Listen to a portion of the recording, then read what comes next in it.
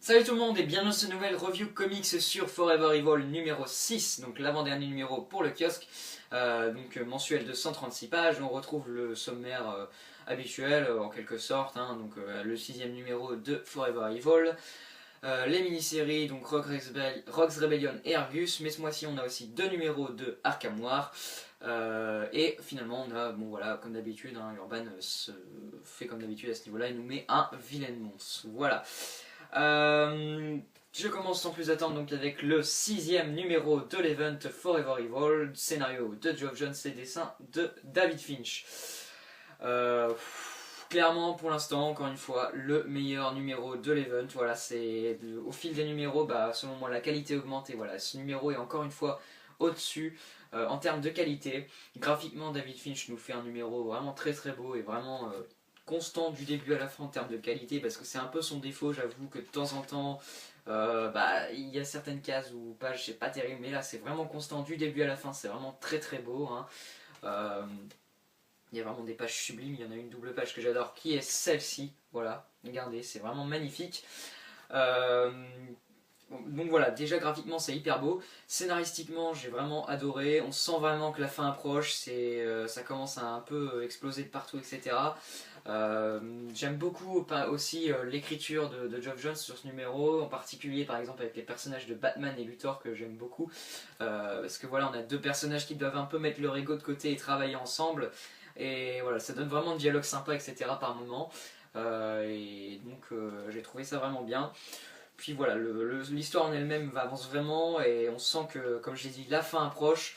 Ce qui est très très fort aussi, c'est que voilà, il y a une espèce de tension qui est vraiment palpable, surtout dans les dernières pages du numéro. On sent vraiment que les personnages sont en pleine crise, etc. Et c'est vraiment super à ce niveau-là. Et Geoff Johns a vraiment fait quelque chose de très très bon, je trouve, sur ce numéro.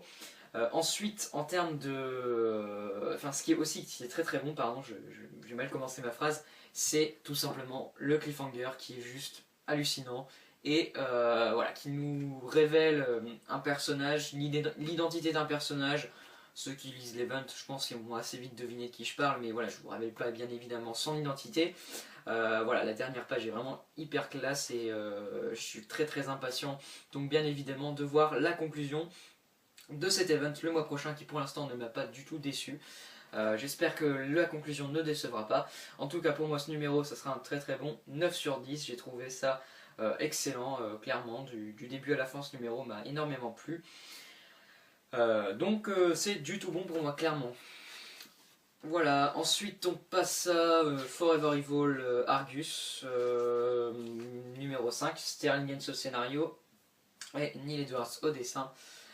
Euh, Ça baisse un peu en qualité, clairement. Je sens, ça traîne un peu cette mini-série. Voilà, j'aimais bien au début, franchement, je trouvais ça vraiment sympa, mais là ce numéro m'a un peu refroidi. Je trouve vraiment que ça traîne, clairement. Et l'histoire m'intéresse de moins en moins, on va dire, et pas très palpitante. Voilà, puis Neil Edwards, c'est pas magnifique, quoi, c'est clair. Voilà, c'est dommage, mais après, bon, je n'attendais pas grand chose encore une fois de ces mini-séries, donc bon, c'est pas trop grave, mais bon, j'espère que le dernier numéro sera quand même plutôt sympa, quoi. Donc la note que je mettrai, c'est un 5 sur 10, la moyenne, c'est pas terrible clairement, mais bon, voilà, c'est pas le pire, croyez-moi, j'y viens dans quelques instants. Ensuite, on passe à Forever Evil, à Rogue's Rebellion. Je m'en mêle les pinceaux avec tous ces mini-séries. Donc, scénario de Brian Buccellato et dessin de Scott Hepburn. Donc, après 2 mois où je trouvais que c'était bon, mais pas aussi bon qu'au début, là, ce mois-ci, la mini-série revient vraiment en force et est clairement la meilleure, ce mois-ci, des 3 mini-séries. Buccellato nous fait vraiment un bon numéro en termes de scénario, avec toujours son groupe de rock écrit vraiment très très bien de sa part, voilà. Qui font un groupe qui fonctionne très bien avec de bons dialogues, etc. C'est vraiment sympa, tous les personnages sont plutôt intéressants. Voilà, ça avance vraiment, le scénario est bien, bien ficelé. C'est pareil, on sent vraiment que bon, ça va arriver, la fin va arriver, etc. Ce numéro va opposer donc les Rogues à, comment s'appelle-t-il, Johnny Quick, membre du syndicat du crime. Et donc j'ai trouvé ça vraiment bon. Scott Hepburn, bon, encore une fois, c'est pas ce que je préfère, mais ça reste quand même vraiment beau dans l'ensemble. Voilà, donc la meilleure mini-série, clairement, ce mois-ci, je mettrai un bon 8 sur 10. Ensuite, on passe à clairement le point noir de ce magazine, Forever Evil Arkham War numéro 5, scénario Peter J. Tomasi et dessin de Scott Eaton. Je note pas les deux numéros en même temps, même si ça va aller assez vite pour les deux. Ce numéro 5, alors c'est clairement... bon, scénaristiquement c'est très très mauvais, là je sais pas ce qui se passe, mais Tomasi on l'a perdu clairement. J'arrive pas à y croire que c'est lui quoi, le même mec qui nous a fait Batman and Two-Face, cet arc absolument excellent, voilà, et hyper bien écrit avec un scénario vraiment très très bon et des personnages écrits à merveille. Et là il nous pond ça, mais c'est pas possible, enfin, franchement j'arrive pas à y croire que c'est lui. Je sais pas ce qu'il a fait, clairement à mon avis le truc il a dû le plier en 10 minutes, c'est pas possible. Mais voilà, je suis vraiment déçu quoi, clairement, c'est vraiment nul quoi. Donc bon, c'est le bordel à Gotham, Bane décide de diriger la ville tout simplement et c'est la baston générale, je vois pas ce que je peux dire de plus, hein. Je peux pas rendre le scénario plus subtil que ça vu que c'est pas du tout subtil quoi, clairement. Encore une fois, ce qui sauve cette mini-série, c'est les dessins qui sont plutôt sympas, hein. Scott Eaton fait un boulot vraiment plutôt beau dans l'ensemble, mais sinon... scénario là ça décroît de plus en plus, mais ce n'est pas le pire parce que la conclusion, voilà quoi. Donc pour ce numéro 5 je mettrai un 4 sur 10 quoi, voilà, c'est vraiment pas terrible, c'est très mauvais je trouve. Ce qui sauve encore une fois, hein, c'est les dessins. Et ensuite donc le numéro 6, Forever Evil Arkham War, ouais. Numéro 6, la même équipe, hein, Peter J. Tomasi et Scott Eaton. Voilà, là on a atteint vraiment le plus bas. C'est très mauvais. Voilà, l'idée à la fin qu'il a eu Tomasi, c'est vraiment. C'est vraiment.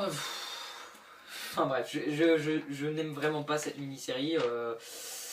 Il y a eu des moments, j'avais un peu d'espoir. Je crois que c'était le numéro 3 qui était vraiment sympa.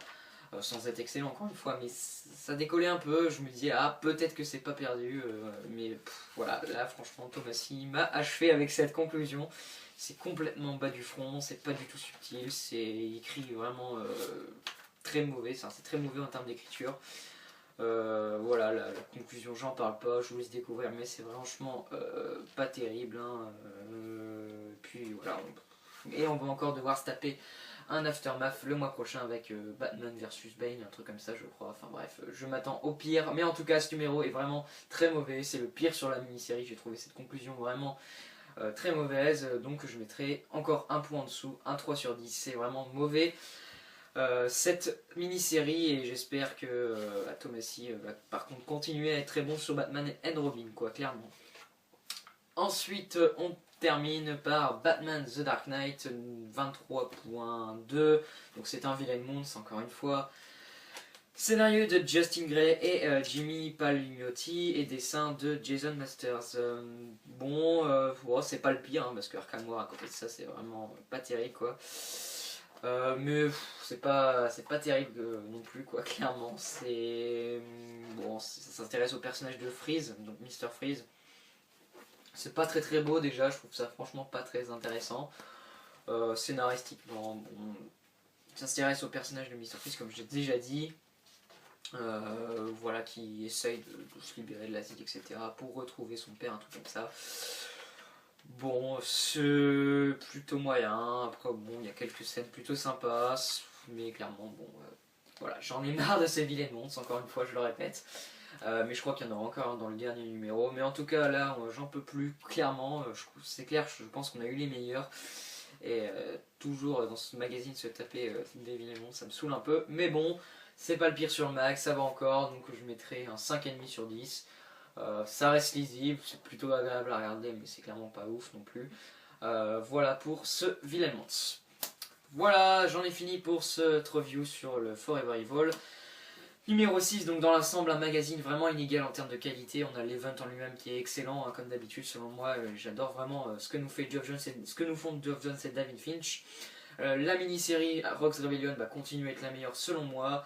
Argus baisse en qualité et après Arkham War touche vraiment le fond ce mois-ci. Mais heureusement c'est terminé, même si on aura encore une fois un numéro qui sera en lien avec ça le mois prochain. Mais bon, c'est pas grave, c'est bientôt fini quoi. Le Villemont c'est pas terrible, donc voilà, bon, un kiosque qui vaut clairement son achat pour les votes, mais sinon à part ça, enfin il y a aussi Rogues Rebellion, voilà, à part ça, c'est très dispensable, clairement. Voilà, j'espère que cette vidéo vous aura plu. N'hésitez pas à mettre votre avis sur le kiosque dans les commentaires. Moi je vous dis à la prochaine pour une revue comique sur le Justice League Saga. D'ici là, prenez soin de vous et à plus tout le monde.